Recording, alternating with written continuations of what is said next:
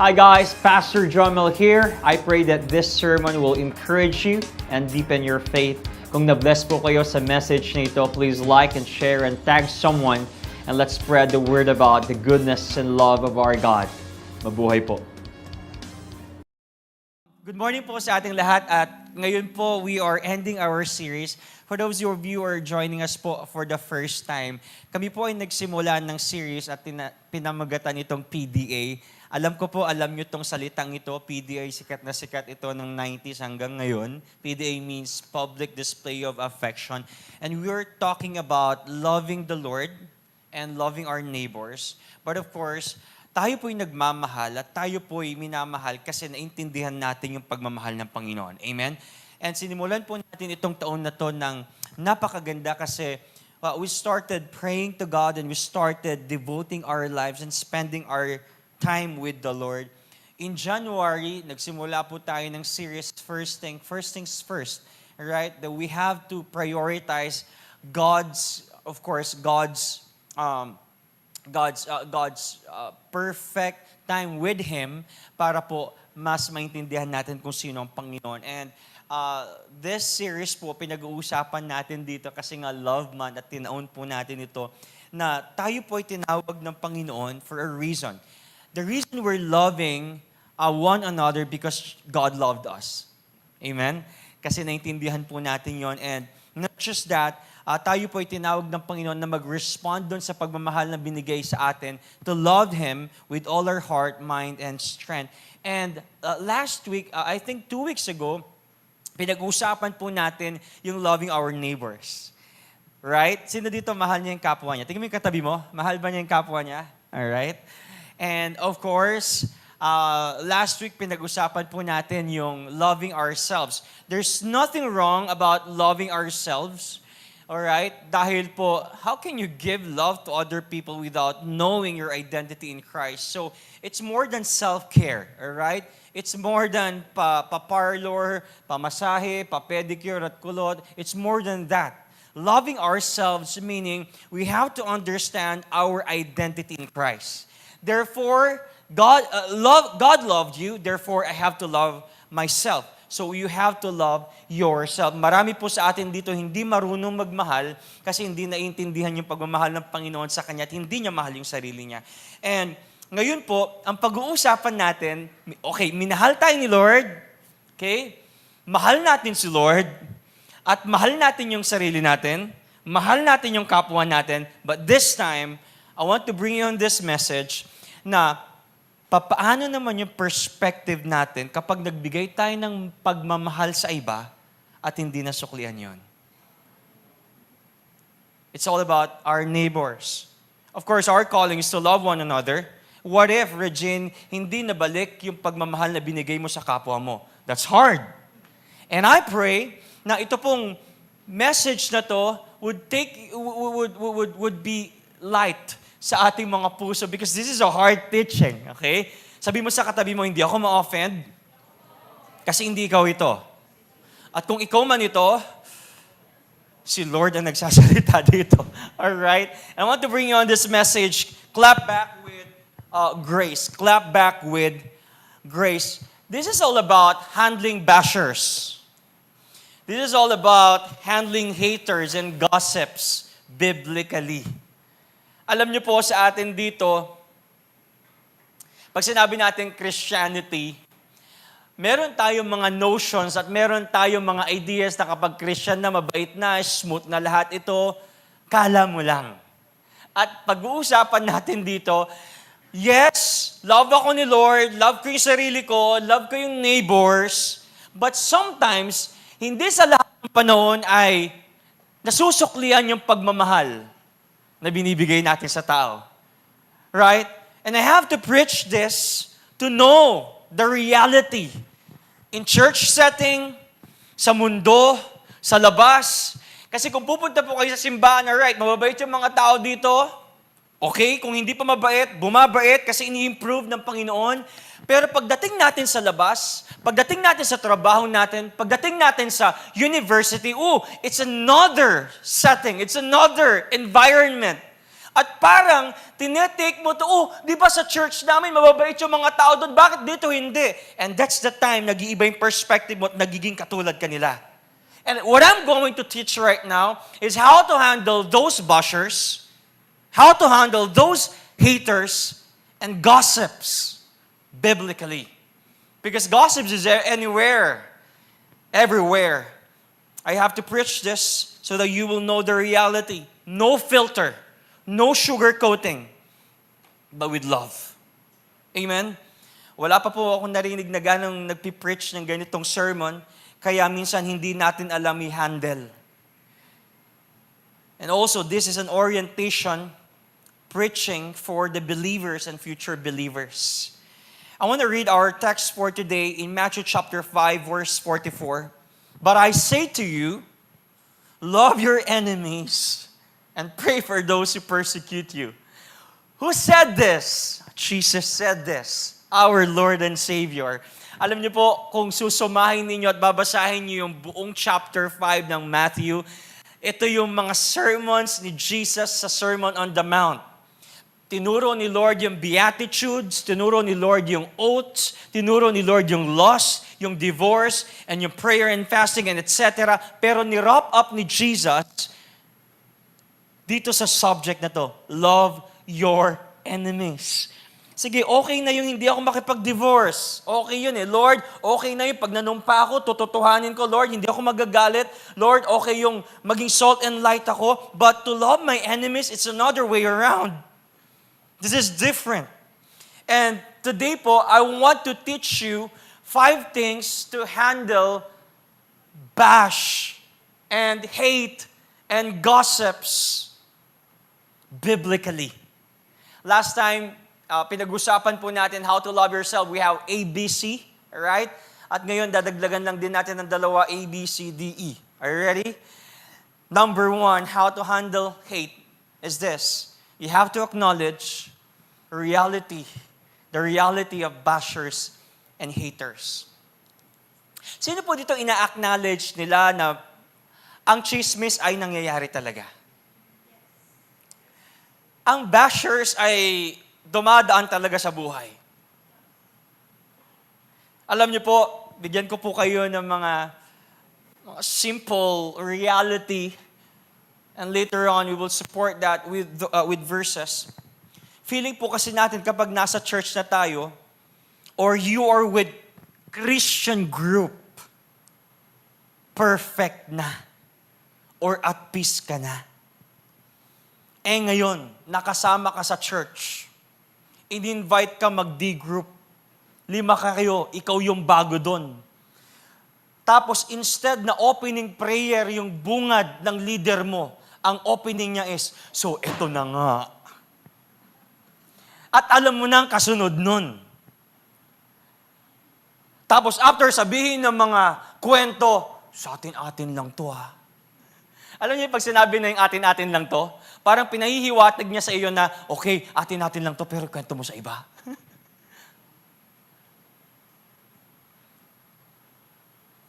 Sis, so heto na nga. Pag sinabi natin, atin-atin lang to, parang automatic, alam mong dapat ikwento sa iba. Gulat ka ngayon. Ito na, gulat ka ngayon. Grabe, di ba dapat pinag-uusapan dito si Jesus, yung preaching, di ba dapat may 1 by 1? Or first time mo dito sa church or kahit sang church, biglang may nakasalubong kang minister. Nakita mo tumatayo dito, ang sungit, hindi ka pinansin. Tinignan ka mula ulo hanggang paa. Yung jologs. Or nakita ka sa labas, hindi ka man lang pinansin. Siyempre, ang akala mo, pag nasa church ka, brothers and sisters tayo. Ay, di ba yung ka-brother natin yan? Iniwasan ka pa ng tingin eh. Pag nakita mo sa Walter Mart, I've seen a lot of, okay, hindi taga rito yun. Nakaka-hurt. But you have to understand this. Sa lahat po ng mga nakikinig and online. Understand this. Hindi porket nasa church Christian na agad. Hindi po lahat ng pumupunta sa McDonald's ay nagiging burger. Sabi sa inyo, I will try to make this preaching light with love. Matthew 7:21, not everyone who says to me, Lord, Lord, will enter the kingdom of heaven. Alam niyo po, sa mga bagong Kristiyano, orientation ito. Sa mga bagong Kristiyano at sa matagal na mga Kristiyano, hindi po lahat ng umaattend sa church ay Kristiyano na. At hindi po lahat ng umaattend sa church ay mabait na. Why? Because we are going through sa tinatawag pong sanctification. Ibig po sabihin ng sanctification is ginagawa po tayong banal through reading the Word of God, through preachings, through prayer, through D-group, kaya meron po tayong ganon. I cannot say I'm perfect because nobody is perfect in this church. Just because you are in the church doesn't mean you're at peace. Kaya nga po meron tayong services na ganito, may D-groups, and we're praying every day. We are being taught to pray because we want to become holy. But on the other side, Mark chapter 2 verse 17, it is not the healthy who need a doctor, but the sick. Sino po ang naniniwala na pumupunta sila dito sa church kasi gusto nila magbago? Or pumupunta ka lang sa church kasi, wala akong magawa ngayon, trip ko lang eh. You will never grow if that is your mindset. Ito ang hindi naintindihan ng karamihan. Hindi porket nasa church, Christ-like na agad. Orient ko po kayo. Ako po, marami akong pagkakamali pa sa buhay. Marami pa akong mga decisions na kailangan kong ayusin. Yes, I'm aiming to be Christ-like, but I'm not Christ. Magkaiba yon. We are all work in progress. At ang goal po natin ay hindi lang po makasama sila, kundi matulungan sila kay Lord na lumago. Minsan, gusto natin ang church puno ng perfect people, pero ang church hindi exclusive club ng perfect people, kundi hospital ng mga broken. Amen. Tignan mo yung katabi mo, broken yan. And he or she is going to church because he wanted or she wanted to be whole. Hindi broken na love life, JP. Alright? Nahawakan mo yung puso mo eh. Okay, listen up guys. So, kung may nakikita kang chismosa, kung may nakikita kang mainitin ng ulo, kung may nakikita kang toxic sa church, baka sila ang dahilan kung bakit nandito ka. Para ipakita ang grace ni Lord sa kanila. Amen. Feeling natin kapag Christian ka na, servant ka na, or ito pa, another reality. Okay? Okay lang kayo? Ba't pa ako umattend ngayon? Di bali, patapos na po itong series na to. Next time, iba naman. May bago tayong series. Tsaka na. Ito, another reality. Sino dito nag-i-enjoy mag-serve kay Lord? Taas kamay. Ako nag-i-enjoy talaga ako kay Lord eh. Kasi, not because I'm a pastor, I'm preaching here, but I really enjoy my calling. Kung saan ako dinadala ng Panginoon. Sino dito merong notion na kapag minister ka na, kapag servant ka na, kapag pastor ka na, lahat ng tao mabibless sa'yo? Lahat ng tao re-respetuhin ka. Lahat ng tao i-honor ka. Ngayon, natutunan mo sa PDA, mangorek ng tao. Speak truth in love. Kinorek mo yung kapatiran ngayon, Joris, alam mo, ganito. Nagalit. Kasi you're just applying what you've learned. Nagalit sa'yo, chinismis ka, pinaringgan ka, whatever, because you think they will understand it. But it doesn't happen always.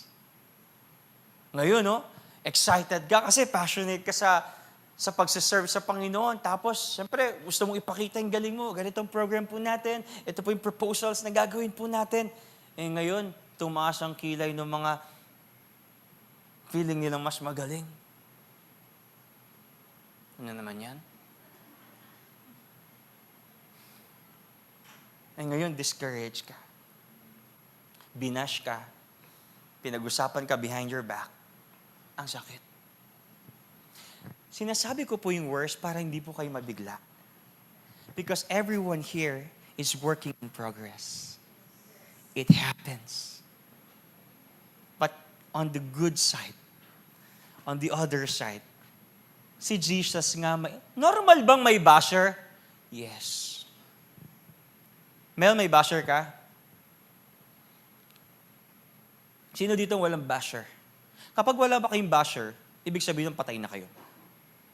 Si Jesus po, may bashers din. Si Jesus nga, perfect, Diyos na yon, pero may Pharisees pa rin na laging may reklamo sa Kanya. Imagine that. Sino naniniwala si Lord mabuti? Yung Diyos natin mabuti. Imagine that, Perfecto, walang kasalanan, ililigtas ka, papatawarin ka, tapos ibabash siya ng mga pariseo. So, bashers are normal. Si Apostle Paul, nag-mission. Ang dami mga pinuntahan ng mga churches at ang dami mga binild ng mga churches, mga plinant na churches. Pero despite sa kanyang pag-mission, despite sa kanyang mga sakripisyo at sa mga ginawa niya mga mabubuti, anong ginawa sa kanya? Pinagbabato siya. Was planting church bad? It was good. But still, he was stoned. At ang masakit pa dito, yung mga best friend niya at mga kasamahan niya, tinalikuran siya. Remember Demas? Pinili ang mundo. Yung mga taga-church ng Corinth, kinestyon ng pagiging apostol niya. Yung mga taga-Ephesus, tinalikuran siya. It's normal. Sabi mo sa katayo, buhay ka pa ba? Alright. Hindi ikaw ito. Baka nasa likod ko. Opposition. Look at this. When we talk about bashers, sino dito binabash ka? You know, opposition is confirmation. Opposition is confirmation. Kapag may opposition tayo, baka hindi ibig sabihin mali ka, baka tama ka. Kasi kapag ang buhay mo walang resistance, tanungin mo sarili mo, am I even making an impact? Si Nehemiah po, nung nagtatayo sila ng walls, saka dumami yung haters niya. Look at this, Nehemiah 4:1, when Sanballat heard that we were building the wall, he became angry and was greatly incensed. Was Nehemiah doing a bad thing?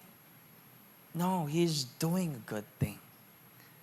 But sometimes those oppositions and those bash are confirmation that you are doing good. Sino dito minsan napapersecute sa bahay? Alis ka na, alis! Ginagabi ka na. Umaga, nandito ka nagsaserve. Hanggang gabi. And you are being bashed. Oh, nandiyan ka na naman sa kulto mo. But, maganda maging good testimony tayo sa bahay. Baka nababasya kasi dito, maghapon kang nagsaserve doon, hindi ka makatayo, makapaghugas at makapagwalis man lang. Sabi mo sa katabi mo, magwalis ka. Okay? Now, when someone is bashing you, we have to see it as an opportunity to do good. Mas madilim, mas kailangan ng ilaw. See it as an opportunity to do good. Sino po dito ang may kailangan ng liwanag? Yung mga dilim. So hindi mo kailangan tapatan ang dilim ng dilim. Kailangan ng dilim ng liwanag. So kung madilim sa paligid mo, baka hindi yun palpak. Baka ikaw ang dapat magdala ng liwanag. Matthew chapter 5 verse 14 to 16, you are the light of the world. Let your light shine before others. Tayo po ay ilaw at asin ng sanlibutan. However, andyan pa kayo? Tumatama? Light lang, okay. However, loving difficult people requires setting healthy boundaries. Alam niyo po, sabi sa Bible, love one another Pero hindi sinabi sa Bible na disrespect yourself. Sabi sa Bible, Matthew chapter 10, verse 16, be wise as serpents and innocent as doves. Remember this, love is not being a people pleaser. It's also about wisdom. Jesus loved the Pharisees, but he didn't let them control him. He confronted them with truth while maintaining his mission. So do not be confused about loving and tolerating. And do not be confused about correcting and condemning. Ngayon, kung di mo matanggap sa sarili mo na binabash ka, remember this. Jesus said in John 15, 18, 19, if the world hates you, keep in mind that it hated me first. Itong Diyos na perpekto, tagapagligtas ng sanlibutan, kinamuhian ng sanlibutan, at nagreklamo itong mga Pariseo. Imagine that. So if your ego, if our pride is hitting you, bakit nila hindi ko deserve to. Always remember what Jesus said. It hated me first. You know, opposition is part of God's, or of following God. Even the most faithful servants face criticism. David had Saul, Nehemiah had Sanballat and Tobiah, Jesus had Pharisees, and you had a toxic ex. Until now, she is bashing you. And it's normal. Tama na ba? Closing prayer na ako. Or tuloy pa? Okay pa kayo? Bakit pa ako nag-church ngayon? Number 2, bounce back with grace, not retaliation. Bounce back with grace, not retaliation. Minsan, alam niyo po, sa totoo lang, ang sarap gumanti. Ako? Ay, gusto kong gumanti. Lalo na po sa pagbabasketball, pag nasaktan ako, gusto kong sikuin din eh. Nakatingin sila ng hot siko eh. Or for example, niloko ako. Oy, Jomel, ganito. Jomel, ganyan. Gusto kong bawian eh. Lolo mo, di ba? Mama mo. Gusto kong bawian eh. Paringgan. Hindi ko pa naiisip ko yun lagi. But of course, I have to take care of my testimony. And I have to remind myself, oops, I'm a Christian already. Pero minsan, ang sarap gumanti. May mag-comment sa hate post mo. May comment ng hate sa post mo. Gusto mong replyan, ano naman, ginawa mo yung the best mo para mag-fashion ka. Ano naman yan? Di ba? Nagpagupit ka, buhay pa ba yung naggupit sa'yo? O parang ni ruler, pare ah. O parang itlog pugo ngayon ah. Ano, saan banda yan? Sa totoo lang, yung ako, di ba, nagpo-post ako na about life. May magko-comment, ka-counterflow it. Parang kukontrahin yung mga post mo. Gusto kong sagutin eh. Pero hindi na. Actually, pag di mo siya sinagot, nag-post siya, mapapahiya siya eh. So, my technique and my attitude is, I won't reply. Until such time, maiyasa sa sarili niya, ay, ba't niya ginawa yun? Hindi siya pinatulan. Alam nyo, mamaya ko na sasabihin niya, may nagparinig sa church! Gusto mong patulan! Oh, meron? Gusto ko! May nagsabi ng masakit na salita, gusto mong ibalik ng doble, lalo na kung ikaw yung nasa tama.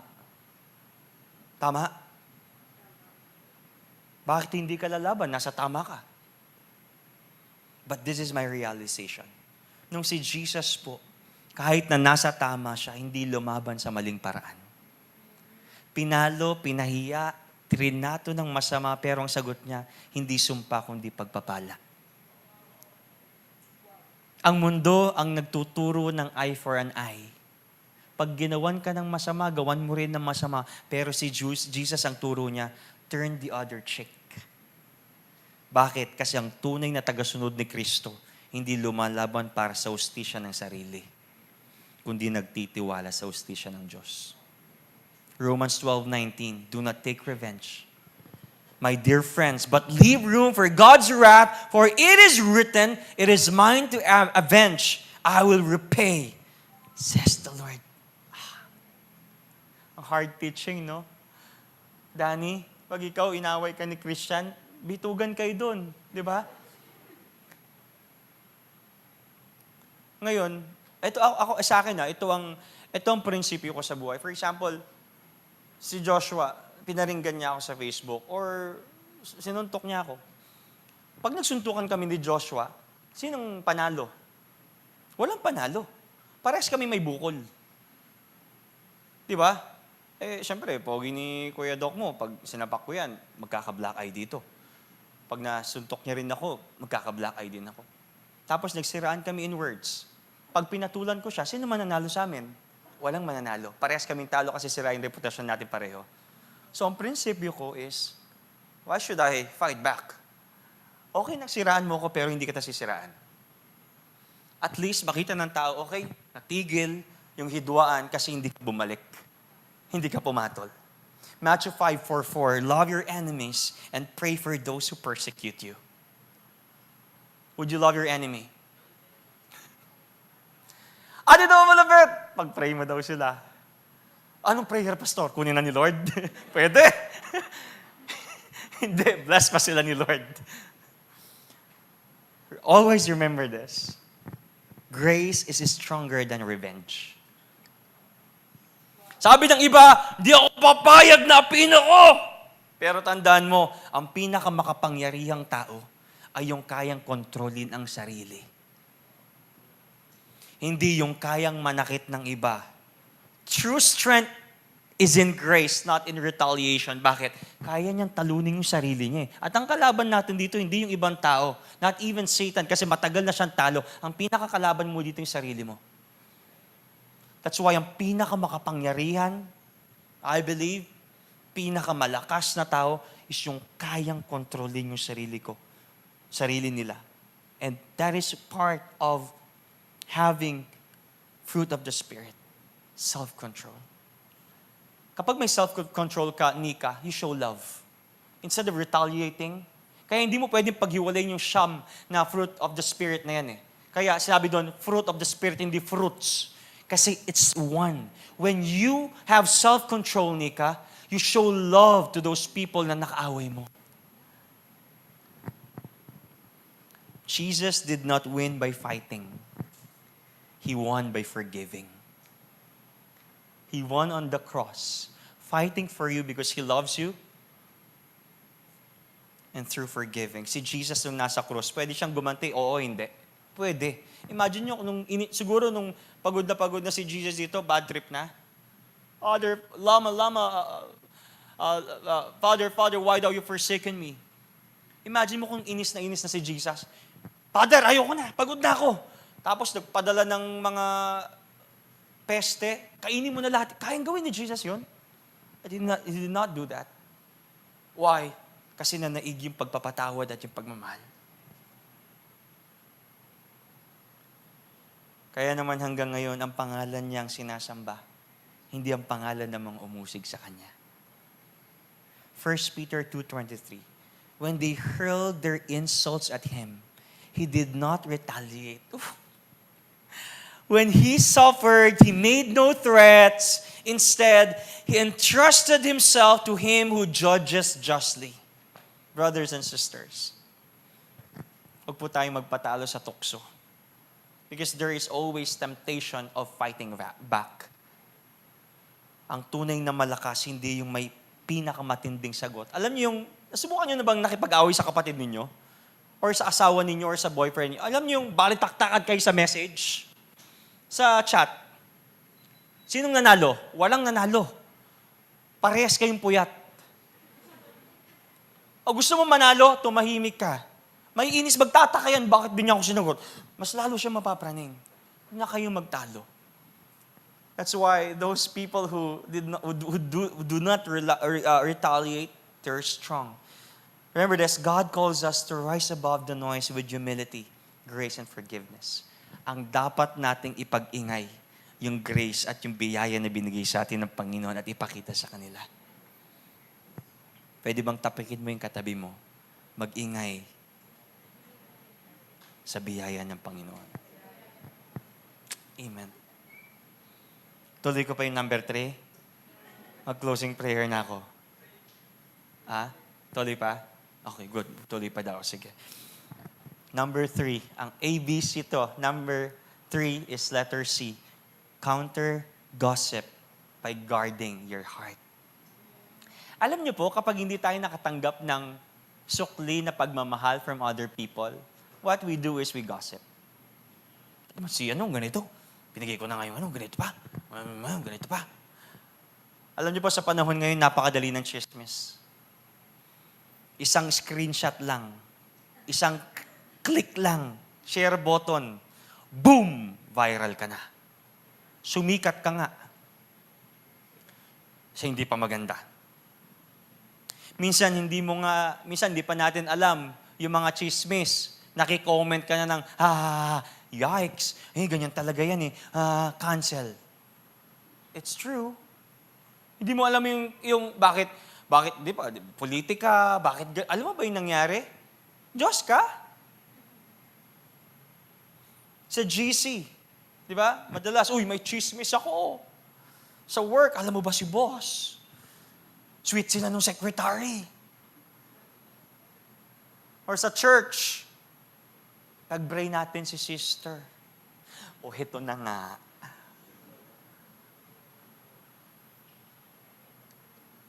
Pero ang tanong, bakit tayong unang sumasawsaw, imbes na unang nag-iingat? Gossip is everywhere. And let's be honest, guys. Madaling mahulog dito kasi sa totoo lang, masarap makinig ng chismis. Ang sarap mag-input sa chismis. At minsan, masarap makibash. Parang nare-release yung stress mo. Di ba? Sa totoo lang. Aminin natin. Alam mo ba yung si Lorden? Nakita ko sila. Ni JP. Diyan sa Walter Mart. Nagsusubuan ng takoyaki. Oy, ganon? Ito nakakapagtaka. Bakit pag sa babae mag-holding hands at magsubuan ng takoyaki or siomay, okay lang. Pero bakit sa aming mga magkakapatid na lalaki or mga lalaki, hindi kami pwedeng gawin yon? May mali siya agad.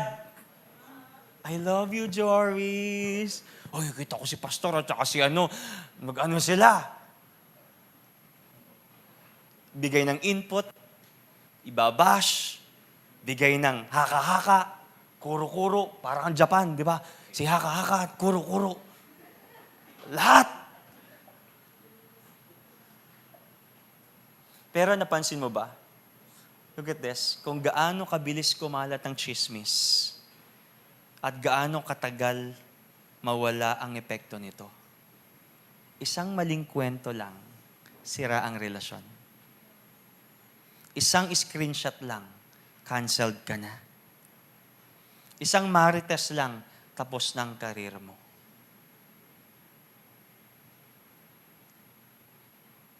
But really, gossip feels good. I cannot deny this. Gossip really feels good. But it slowly poisons the heart. Alam niyo po, ang gossip, parang tuklaw ng ahas ito. Maliit na bite, but it will poison your whole body, your system.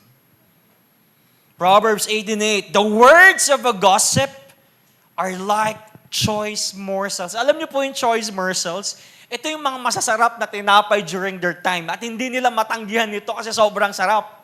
At ngayon, dahil sobrang sarap, yung buong sistema nila, ewan ko, nagkaka-diabetes sila, gluttony, nagkakaroon sila ng problema, maybe na heart attack sila. This refers to delicious, irresistible food. Hard to resist, even it is harmful. And sometimes gossips are like that. It's hard to resist. Akala mo harmless, pero unti-unti na tayong nilalason. Kaya gusto mong bantayan ang puso mo, bantayan mo rin ang bibig mo at saka ang tenga mo. James 3:6, the tongue is also a fire, a world of evil among the parts of the body. Look at this. Gossip spreads faster than the truth, but its damage lasts longer. Bakit ganon? Pag may ginawang mabuti si Mayor, hindi ikinakalat. Pero pag may nagawang mali si Mayor, yun ang minamagnify. Bakit pag may nagawang mabuti si leader o si kuya, tapos nahuli lang ng padala, yun ang minamagnify. Bakit? Mas madaling ikalat ang chismis kaysa sa kabutihan. Minsan, hindi na natin maibalik ang nasirang reputasyon. Hindi na natin mabawi ang nasabing kwento. Kaya po, bago tayo sumausaw sa chismis, tanungin mo ang sarili mo, would I say this if the person were in front of me? Alam niyo po, bilib na bilib ako sa mga taong kayang sabihin ng nararamdaman or nakikitang mali sa harap ng taong yun kasi concerned siya. And it's what we call love. Rather than, ay ganito siya, bakit ganito siya? Ephesians 4:29, do not let any unwholesome talk come out of your mouths, but only what is helpful for building others up. Amen. We use our words to build others up, not to destroy them. Someone said to me, Pastor Jomel, why you keep on protecting some people? Ang sagot ko sa kanya, alangan pong sirain ko sila. Binibuild ko po sila, dinidisciple ko po sila. Bakit ko po sila sisirain? Sino po blessed na blessed sa Vision 2020 building natin, BDC? Di ba? Tapos sasabihin ni Bishop, okay, pinatayo natin yan, pero next week, papagiba din natin. Alam mo tawag doon kay Bishop? Baliw. At kapag isa kang leader at isa kang pastor, and where you're trying to build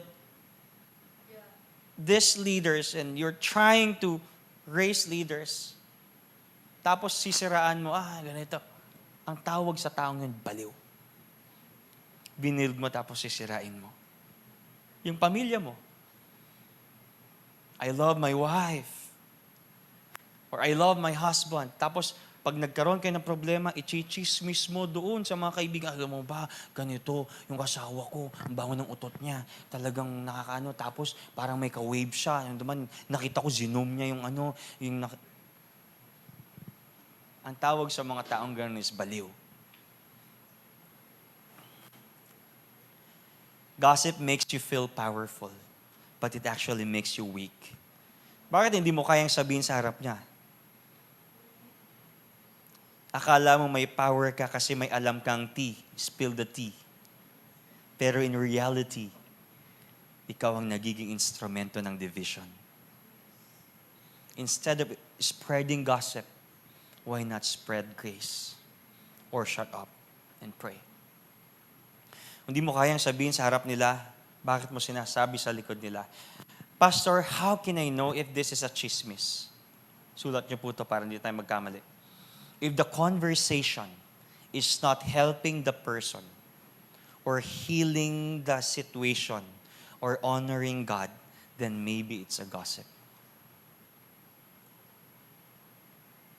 Proverbs 16:28. A perverse person stirs up conflict, and gossip separates close friends. Avoid feeding into gossip. Instead, speak life and truth. Sabi mo sa katabi mo, Amen. Amen. Amen. Number 4, tuloy ko pa. Kaya pa? Banda rito, kaya pa? Okay. Dito sa gitna, kaya pa? Parang mahina dito Okay. Dito, okay pa? Okay. Number 4, defeat evil by doing good. How to handle bashers? Defeat evil by doing good. Minsan ang hirap gawin nito kasi, di ba, pag may taong nanakit sa'yo, gusto mo rin siyang saktan. That's the reality. Kapag may nambash sa'yo, gusto mong gumanti ng mas matindi. Kapag may nanloko sa'yo, gusto mong ipahiyaw, i-cancel sa social media. Alam niyo po, sa mundo ngayon, ang uso is cancel culture. Pag may nagkamali, tanggalin na yan. Pero ang tanong, mas nagiging mabuti ba tayo kapag gumaganti tayo o mas nagiging katulad natin sila?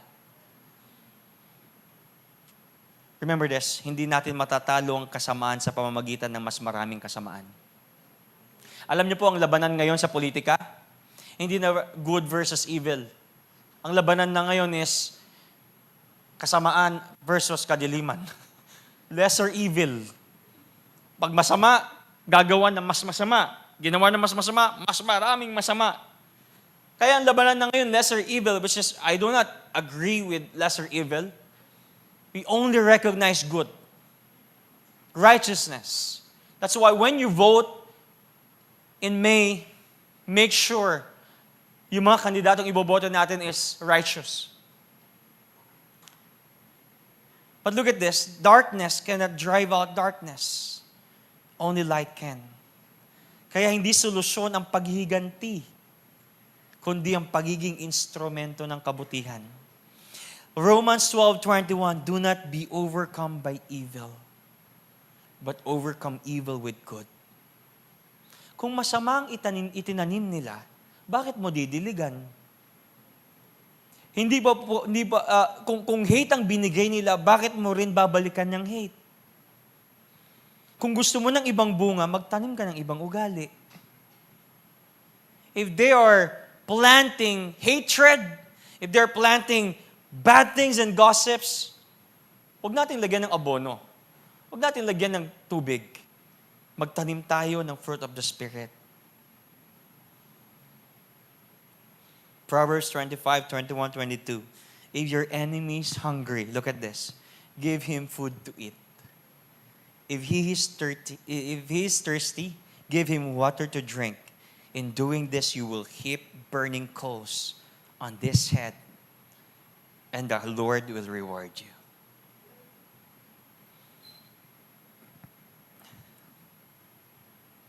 Amen. Revenge feels good, but grace feels better. I tell you, pwede kang gumanti, pero pagkatapos nun masaya ka lang saglit, pero nasira mo ang testimony mo. But when you choose grace, you choose peace. Gantihan mo para sa kabutihan. Amen? Sabi mo sa katabi mo, gumanti ka. Pag binato ka ng bato, batuin mo ng Spanish bread. Okay? Pwede ka namang gumanti, pero sa paraan ni Lord. Amen? Gantihan mo sila ng kindness, gantihan mo ng patience, gantihan mo ng panalangin, because when you fight with love, you win. Always remember this, see difficult people as God sees them. Guys, hindi lang tayo ang mahal ni Lord. Mahal tayo ng Panginoon lahat. Feeling kasi natin tayo lang yung kamahal-mahal. Pag tinignan natin itong mga taong ito, grabe itong mga to. Hindi, mahal din sila ng Panginoon. Kasi kung hindi sila mahal ng Panginoon, why those Christians are still blessed? Bakit mayaman pa rin sila? Ibig sabihin, merong common grace. Love pa rin sila ni Lord. Everyone is made in God's image, even those who annoy or offend us. You don't need to fire, or you don't need to fight fire with fire. Kasi mas malakas ang tubig. Kapag ba may sunog, Lorraine, ay dadagdagan mo pa ng sunog para mamatay yung sunog? Hindi. You have to water it so to stop the fire. Kaya kapag may gumagawa sa'yo ng masama, tandaan mo, the real power is not in retaliation, but in redemption. Overcome evil with good. Look at this. Let your good works and love reflect God's character to those who oppose you. Amen. May isa pa. Tuloy pa? Kaya pa?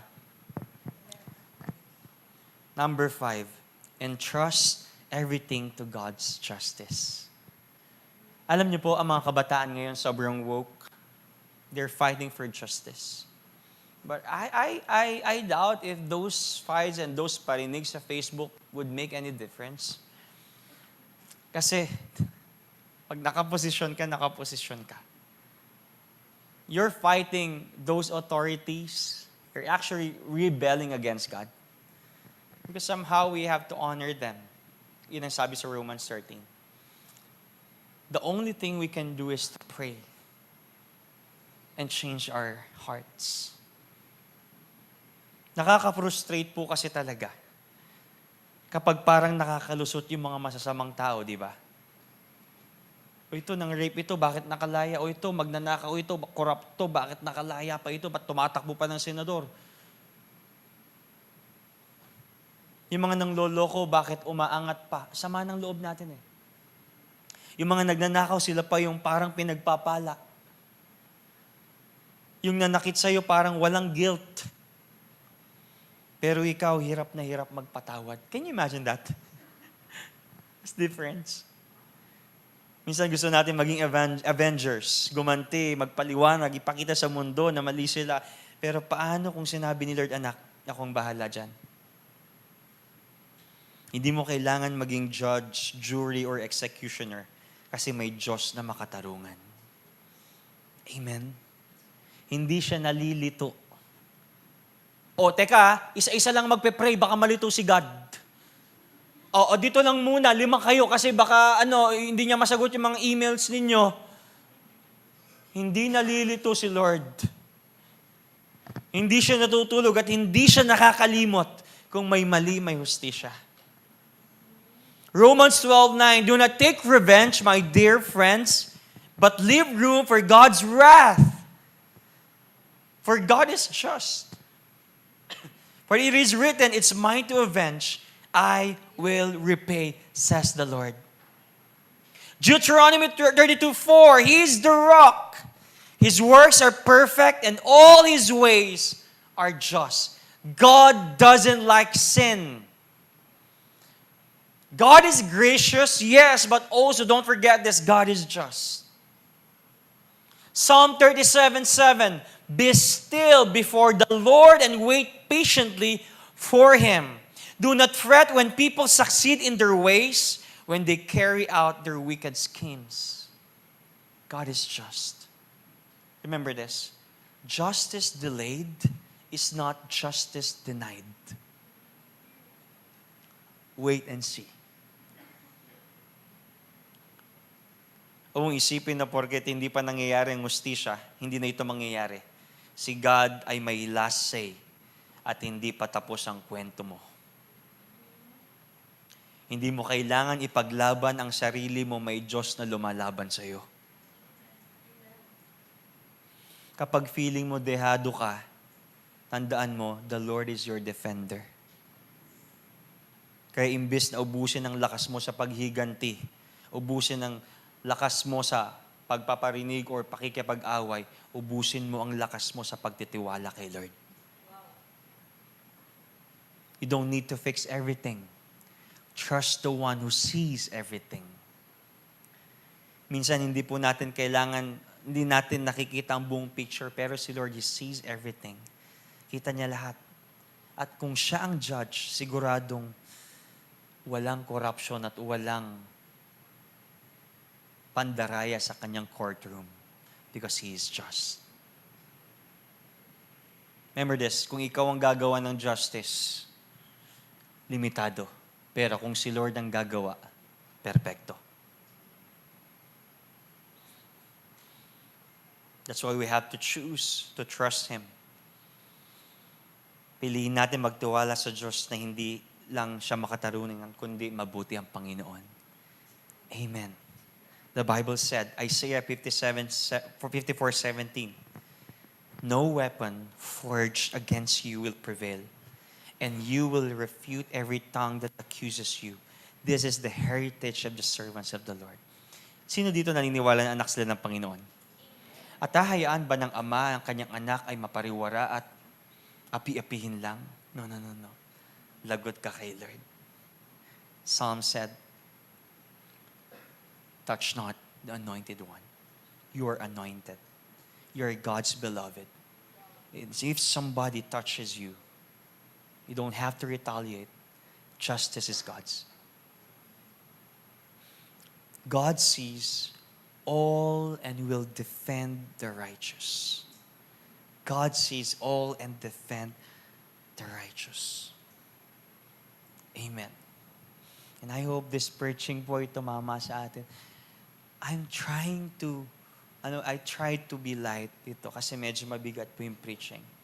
But hindi naman laging ganito, okay? Sa mga first-timer po, but we have to know this. Maganda po alam natin yung pagmamahal ni... Sino dito alam yung pagmamahal ni Lord sa Kanya?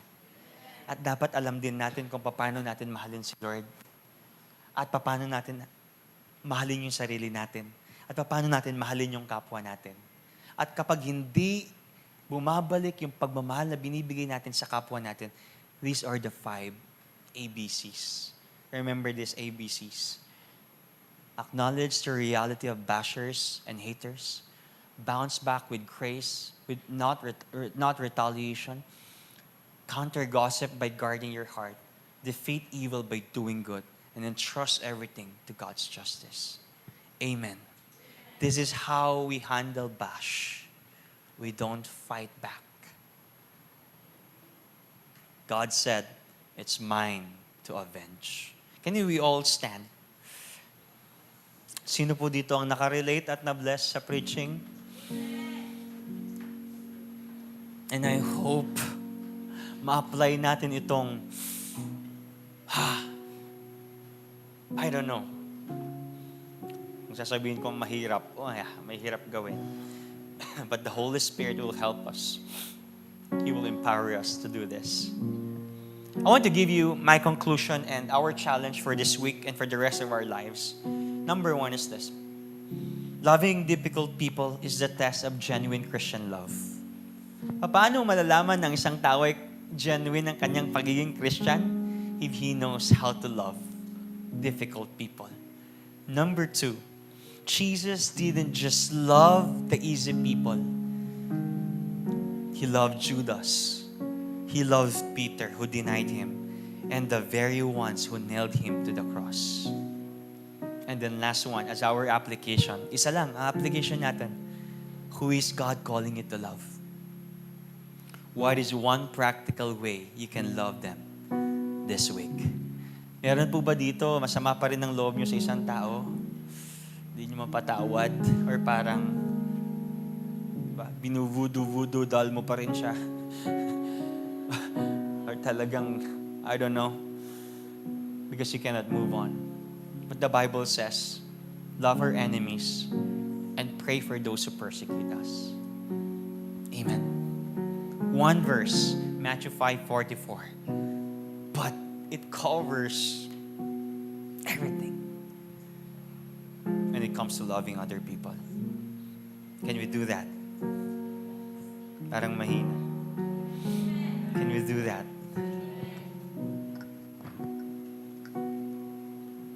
Just bow our heads and just fill our hearts with love, fill our hearts with joy and peace. Before we sing this song, kantahin natin yung kantang ito. Pero bago po yun, kausapin natin yung puso natin. Lord, sino yun? Pag nakasalubong ko siya, Lord, parang hindi ko pa rin matignan yung mata eh. Lord, tuwing nakikita ko sa Facebook inis pa rin ako eh. Iniirapan ko pa rin, Lord eh. Can we just let go right now? Can we just let go of our heartaches? I can really honor Him right now. My father, or my mom, or even my siblings, yung ginawa nila sa akin, hindi ko matanggap. But don't forget this. God is defending you. God is our defender. You are so blessed to be stressed thinking of those past moments. Tapos na yun eh. What matters is your present and your future. Why not let go? Let it go. Come on. 1 minute. Give yourself a release. Give yourself peace and joy. Because you're gonna really worship the Lord with hatred. that hinders your worship with God. Hindi ko po alam kung ano yung pinagdadaanan nyo ngayon or kung sino yung taong yun. Naggalit kayo. Siyang gumante. But Lord, I'm trying. Come on. Pray for that person. Pray for that person right now. Pray for that person.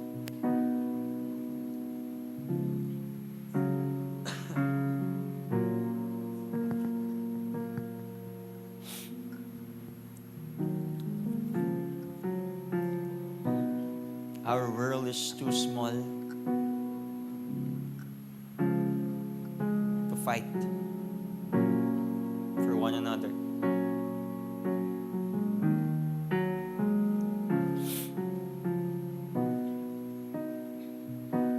Hallelujah. Thank you, Lord, for the forgiveness. I hope this message, Lord, tumama po sa amin. Maging buhay po ang inyong salita sa akin, sa mga nakikinig, even in online, Lord. Salamat po.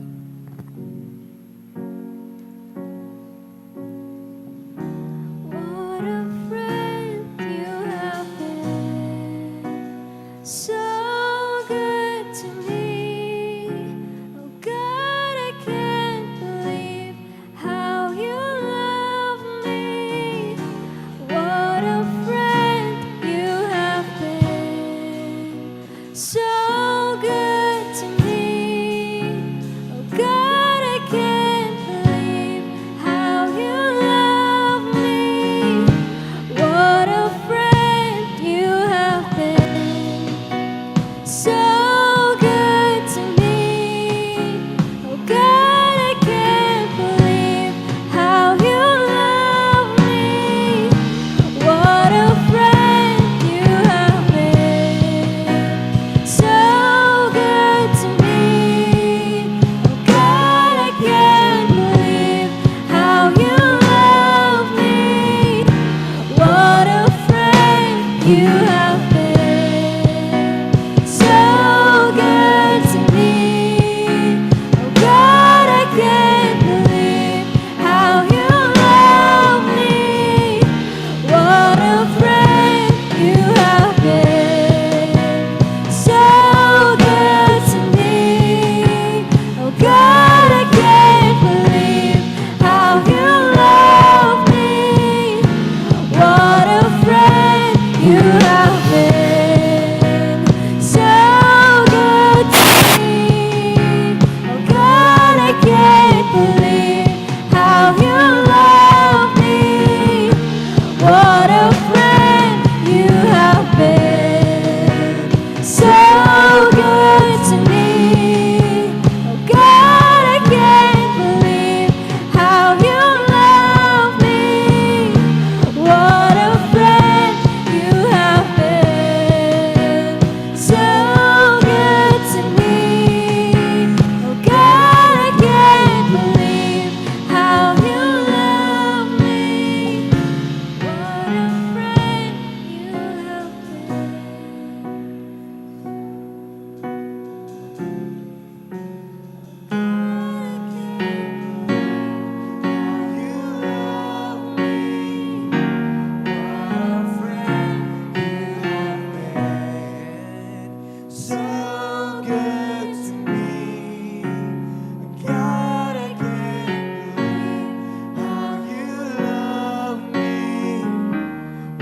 a friend you have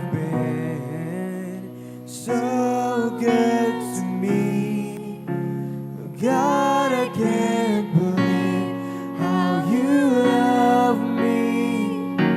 What a friend you have been, so good to me. Oh God, I can't believe how you love me. What a friend you have been.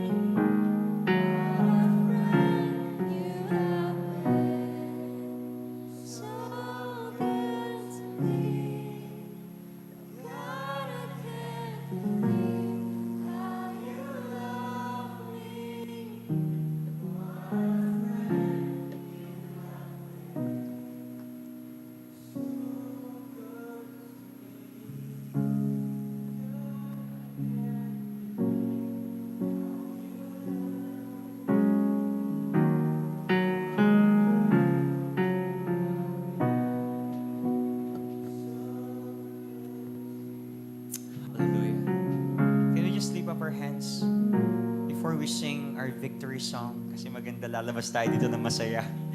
Because we are already victorious sa Panginoon. Can we just leave our hands together as I close this in prayer? Father, we thank you for the love, for the joy, for the peace, self-control, Panginoon, kindness. Salamat po, Panginoon, dahil naunawaan namin at lumawak ang aming perspective with the reality. But yes, we know the reality. But beyond that, we know your word. We know your work, Panginoon. Kaya, Panginoon, kami po'y magre-respond doon sa sinasabi niyo po sa amin, Panginoon. And right now, salamat po, Panginoon, sa kapatawaran. Salamat sa pagpapatawad. Salamat sa pagmamahal. Salamat, Panginoon, sa pangunawa. Kasi even you, Lord, for sure, inuunawa niyo po kami every day. We are difficult people to love, but still you love us unconditionally. Kaya, Panginoon, we want to share that. We want to transfer that, Panginoon. Kaya, Panginoon, ang aming buhay, dinededicate namin sa inyo at pinagkakaloob namin. So, Lord, bless the heart of each person who is in this room right now. Mas marunong magtiis, magkaroon ng self-control at magmahal. So, God, we honor you. We love you. We love ourselves. We love our neighbors. This is our prayer. Everybody would say, amen and amen and amen. Why not we clap our hands to God? And together we will sing this song with joy. Woo! Woo!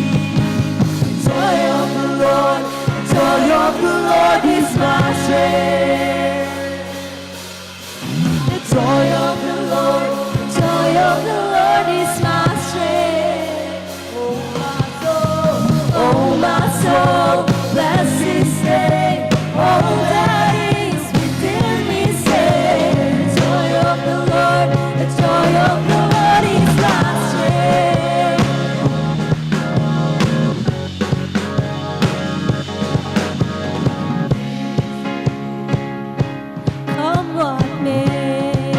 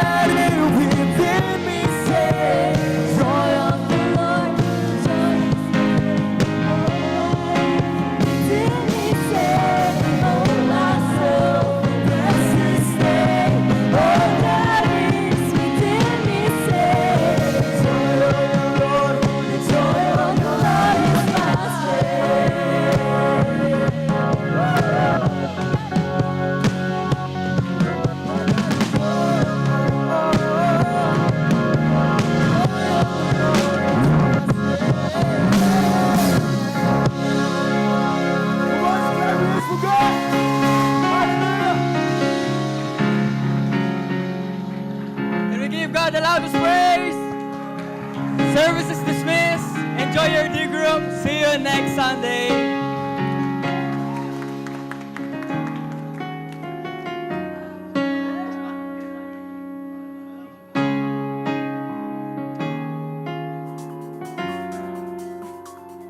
Hi guys, Pastor John Mel here. I pray that this sermon will encourage you and deepen your faith. Kung na-bless po kayo sa message na ito, please like and share and tag someone and let's spread the word about the goodness and love of our God. Mabuhay po.